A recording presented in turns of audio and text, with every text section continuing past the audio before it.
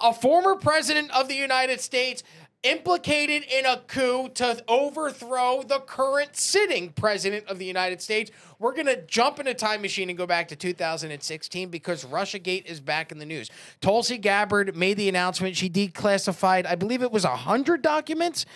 Director of National Intelligence, Tulsi Gabbard, declassified over 100 documents. She claims proves President Barack Hussein Obama and his top intelligence officials orchestrated a deliberate effort to fabricate a Trump-Russia collusion narrative after Trump won the 2016 election. Here's Tulsi Gabbard. I believe she was on with Sean Hannity. This is from Friday, which is interesting. Typically, when they break news on a Friday, it's to cover something up, right? Because it's called like the Friday dump. I forget, there's a term for it in the media where they release things on a Friday because they know over the course of the weekend, no one's really going to report on it. And the news cycle changes so quickly. By Monday, it'll be out of the news. Nowadays, the news cycle changes in 4 hours. What you're reading at 8 a.m. is no longer news by noon, and what you're reading at noon is old by 4 p.m. But they released this on a Friday. Here's Tulsi announcing the investigation, the 100 documents, and her implications as to Barack Obama, James Comey, Hillary Clinton, and others who orchestrated a coup against President Trump. Leading up to the November 2016 election, the intelligence community agreed that there was no intelligence that reflected that Russia was trying to hack the election in favor of either candidate. The evidence showed, the intelligence showed that, again, Russia did not have either the intent nor the capability to be able to impact the outcome of the United States election. So it was very striking when we look back again at the documents that I declassified and released that shows there was a shift. In early December, the first week of December, again, another document was produced by the intelligence community, a president's daily brief that was consistent with every other assessment that was done previously leading up to the election. Russia did not, this is after the election now, did not attempt to affect the outcome of the American election. That was never published. Hours before it would have gone into President Obama's President's Daily Brief, it was pulled by a senior level intelligence official saying that they had to pull it because they had received new guidance. The very next day, this meeting was called, a National Security Council meeting, bring together all of the senior leaders of President Obama's cabinet, and the topic that was put forward was a sensitive matter. The tasks that came out of that meeting was coming from President Obama directing the intelligence community, then Obama's ODNI director Clapper, to produce a document, to produce an intelligence assessment that detailed not if, but how Moscow affected the outcome of the election that had already occurred, electing Donald Trump to the presidency. This document that they published in January of 2017 was the foundational groundwork that they continued to reference over and over and over again to enact this years-long coup against President. And it worked, especially the media narratives, because I was a guy that voted for Biden in 2020 based on the assumption that Donald Trump was a state agent of Russia, because I was inundated with propaganda for 4 fucking years where they continued to get on TV and lie and go, Donald Trump is compromised. I remember there was the PP tape that they said existed. I remember where they said that he was trying to leverage his relationship with Putin to build a Trump tower in Moscow. And I bought it all, hook, line, and fucking sinker. They fooled me. I'm a victim of propaganda. Yeah, because guess what? I worked in the liberal mainstream media. And so I was getting my talking points, the news that I was consuming at the time. That's why I get it. I get how people can become Trump deranged. I understand it because it's people that aren't paying attention on a deeper level, which I wasn't. I'm not reading beyond the headlines. I'm taking what the news is telling me, and I'm taking it verbatim. What they're telling me is the truth. They're the news. When Donald Trump said, that's fake news, I went, well, the news can't be fake. By definition, it's the news. It's reporting the facts. But what I have learned, the full 180 that I have done in the past 8 years is I went from, man, Donald Trump's crazy and the news is real to I don't know what's real, and Donald Trump was right. And part of that was the Russian collusion. Now, I'm able to step back and take a look and go, okay, they were lying. just like they were lying about COVID, they were lying about the vaccine mandates, just like they were lying about the efficacy of the vaccine itself. Just one instance of another comparison in which the mainstream media was caught lying to me, and I believed it at the time. I now can step back and go, they're all full of shit, every single one of them. And so if this is the case, do you guys believe that this is treasonous? Do you believe this is seditious? Do you believe that Barack Obama or any of the players involved in the Russiagate hoax will ever see any type of criminal charges or any type of jail time? Because Trump's out there tweeting out AI videos of Obama getting arrested in the Oval Office. He's also tweeting photos of James Comey, Hillary Clinton, and others in orange jumpsuits after getting arrested. So Trump is, I know there's that troll portion of him that gets off on doing that, but I'm hoping that there is some sort of truth to holding those accountable who perpetrated these crimes against not only the sitting president but the United States of America. But what do you guys think? Well, yeah, they're part of that network that is like constantly trying to take him down, like Comey, Brennan, Clapper, Hillary. Like that's like the biggest thing I'm pissed off at Trump about is he's not going at that network with full force, trying to take it out, because that's the thing we have a small window of time to do, because those are the people who kind of pull the strings with this whole thing. I mean, yes, this thing was released to distract from the Epstein thing, but I'll forgive that if he actually goes at these people. But if he doesn't go at them, then I'm going to be even more upset than I was about the Epstein thing, because like it's like, how stupid do they think we are that they could just be like, oh, yeah, we're going to declassify this thing right now. It's just a coincidence that's at the time you're asking us to declassify something else. Like, fine, I'll look past that if you actually go ahead and do something about it. Declassified records and internal emails reveal that the widely discredited Steele dossier commissioned by Clinton campaign allies was used in crafting the 2017 ICA, that's the Intelligence Community Assessment, despite being dismissed by analysts as internet rumors. It was paid for by the DNC, financed by Mark Elias and that law firm. They knew it was bogus. They then fed it to the FBI, who leaked it to Yahoo so that the FBI could go and fabricate evidence before a secret FISA court and say, look, Yahoo News is reporting on this. Manufactured. This is disinformation laundering. People belong in jail. But just to come back to one thing you said, you know, they're dropping this as a distraction from the Epstein. Yeah. This is not my original thought. I got to give Robert Barnes, my partner-in-law, credit for this. His theory, and it's a good one, is that the Epstein debacle was actually the deep state distraction from this upcoming release. They didn't. This DNI dropping, declassification was not a week in the making. This was months in the making. And the theory being, if Trump is being misled internally to create this Epstein debacle, that has served as a distraction from this disclosure, which is earth-shattering, administration overturning corruption. I see. And so the idea is like, his distraction and you raise a distraction.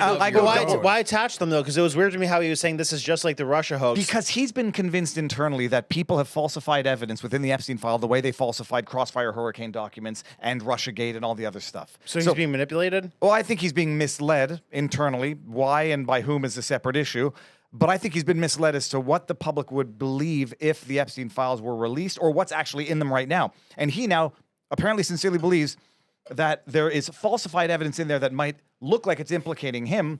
And what was the exhibit of that theory? The letter. Oh, look, Trump, there's a letter in there that you signed allegedly. He's like, I never signed that, or I had no idea what it was at the time. So the theory might be that the Epstein misleading from deep state players was the preemptive distraction from this, because this is bombshell stuff. Like this is legit treasonous conspiracy, to be distinguished from treason in law, conceptually different things. Politically treasonous versus criminally treasonous are two different things. But you look at Obama, you understand what they were doing. This was a criminal organization that had, by some miracle, lost the election and then said, as their insurance policy, we're going to manufacture this hoax out of whole cloth with opposition research financed by the DNC, then leaked to the FBI, leaked to the media, and then relied upon for this spying on the campaign. And you remember when they were like saying, oh, no, Obama's not wiretapping Trump campaign, it's lies. They were spying on Trump. And they used that to try to usurp power, to try to overturn his election, and to try to bog him down in 3 years of defending against Russiagate, making it impossible to do anything as a president. Could have led to World War III, because you are provoking a war with a nuclear-armed Russia. It arguably led to hundreds of thousands of people being killed in the Russia-Ukraine conflict. And it was done at the knowledge of that criminal, Obama, and his criminal organization. It's the biggest scandal in the history of America, period. Before I go to Humberto, and I want to go to you, I want to play a clip of Donald Trump. This is yesterday in the Oval Office where he goes scorched earth on Obama. And then, Humberto, I want your reaction. The witch hunt that you should be talking about is they caught President Obama absolutely cold, Tulsi Gabbard. What they did to this country in 2016, starting in 2016, but going up all the way going up to 2020 in the election.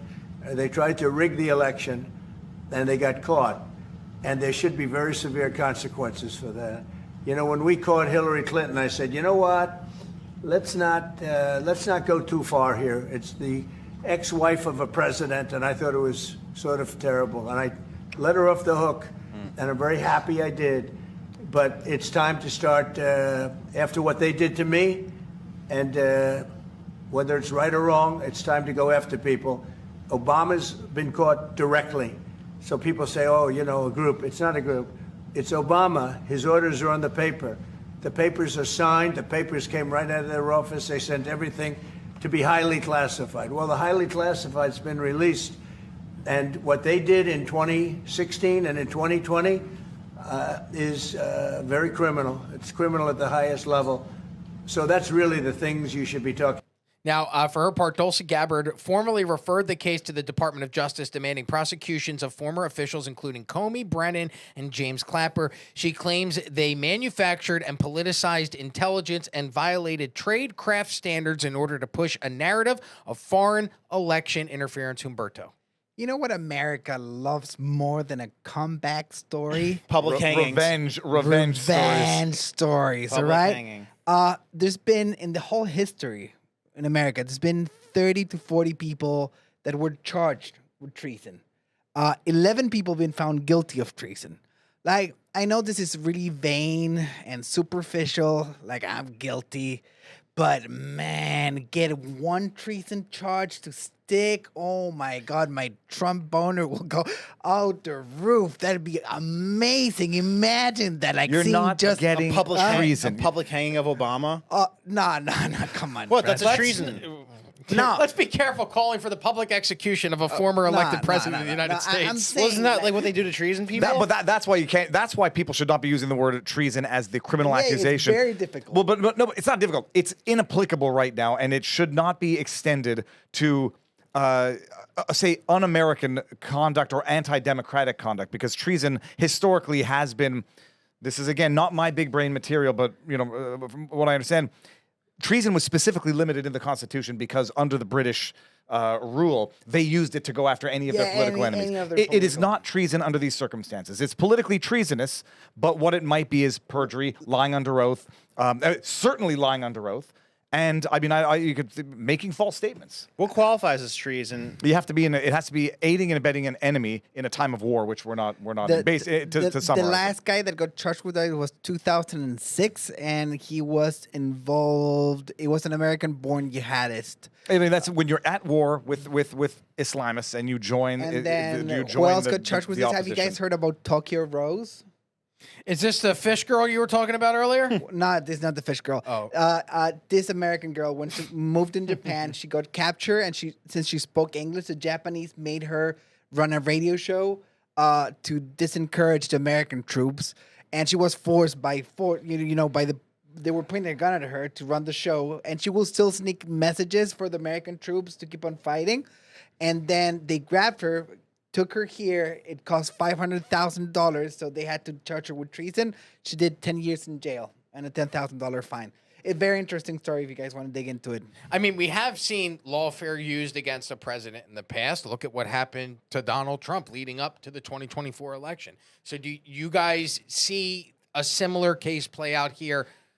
Because one thing Pat has talked about that I've listened to on the podcast and really walked away with thinking about is it's not about this administration using any type of, like, I'm doing a horrible summation of this. I'm trying to figure out the right way to phrase this.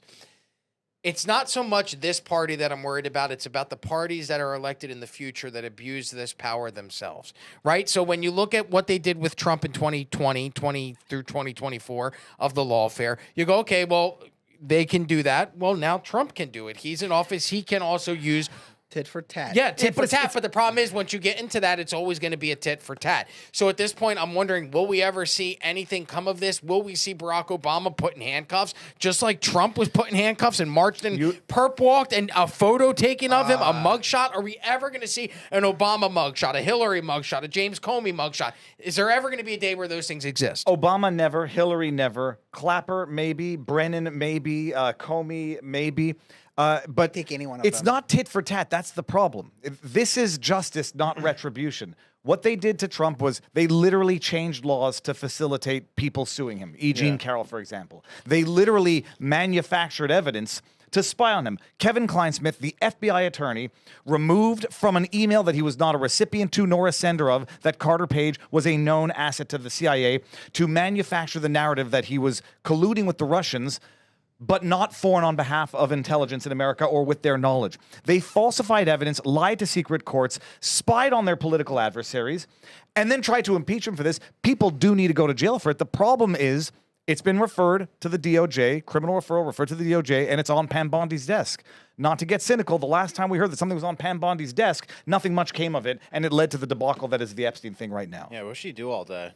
She does a lot of interviews, and it's not to be cynical. They've got a whole hell of a lot to do. I'm critical of Bondi's performance, 50,000 even beyond employees. Epstein stuff, like before the Epstein stuff. You know, not intervening with the Douglas Mackey prosecution. That was a Biden-era persecution for the meme. Not intervening in Dr. Kirk Moore's case, letting it go to trial and only settling it or only withdrawing the charges after massive public pressure. Pursuing the Roger Ver, Bitcoin Jesus, Biden-era prosecution. So Bondi's been failing before the Epstein debacle. Now it's been referred to her. And you got to keep the pressure on to actually bring justice to these criminals. James Comey is a effing criminal. He belongs in jail, if 100%. only because of the 8647, 100%. but because of everything. He lied under oath repeatedly. He belongs in jail. Brennan, I think, knows his day is coming. So now Bondi, it's on her desk and she's got to move. All right. Yep. When everything is urgent, nothing gets done.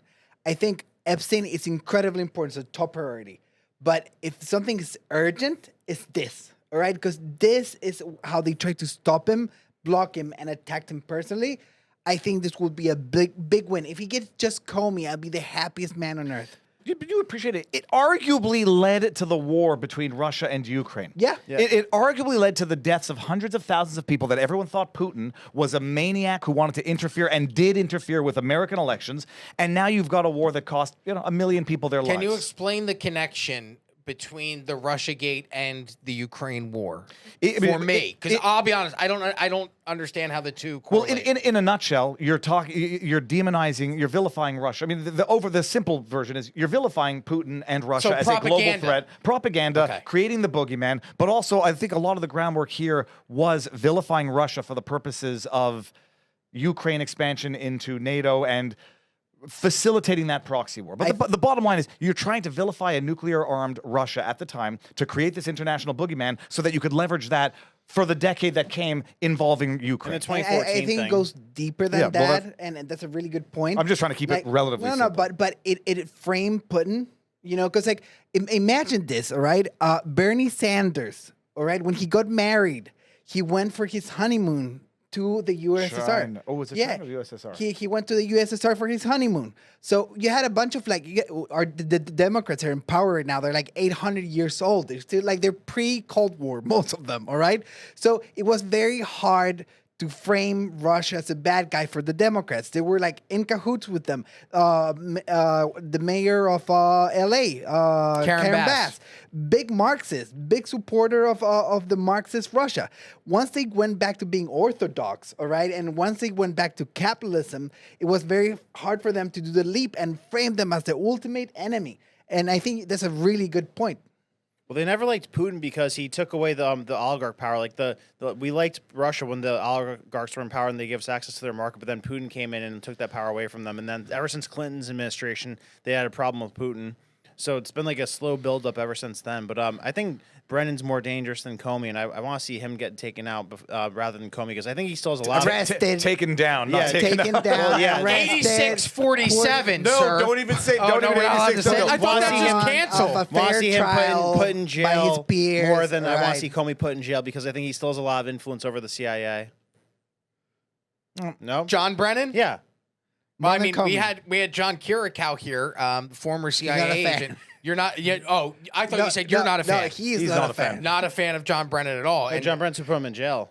yeah, it seems like John. If you ever look at the photo, there was that one photo of John Brennan where he just doesn't look like he's a pleasant person to speak to. Like I can judge a book by its cover on that one. He looks like he's pissed off when he wakes up in the morning, and he's pissed off when he goes to bed at night. And the entire day between when he wakes up and the time he goes to bed is how can I destroy humanity? That's how he fills his day. Pam Bondi, you're like, what does she do all day? She does interviews. She prosecutes people. What does John Brennan do all day? Tries to bring down humanity. That's what he does. So if you like this clip, click right here. And if you want to see more like it, click right here. Stay angry, Patriots.